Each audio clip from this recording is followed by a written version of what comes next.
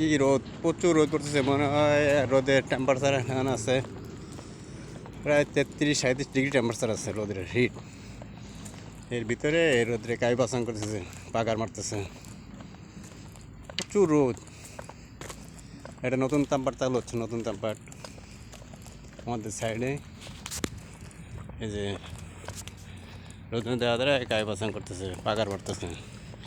ওটার ভিতরে চারিপাশ দিয়ে বেড়া দিয়ে ভিতরে মাটি কাটবে, মাটি কেটে এর ভিতরে প্যাকেট বসাবে। কায় দিয়েও টাইনে রাখছে, প্যাকেট বসায় আপনাদের বিসি লাগাইব, বিসি দিয়ে কংক্রিট দিয়ে উঠে আস্তে আস্তে 3 তলা হবে এই জায়গায় উঠে 100 এটা নতুন তাম্পারে কাজ চলতেছে। যে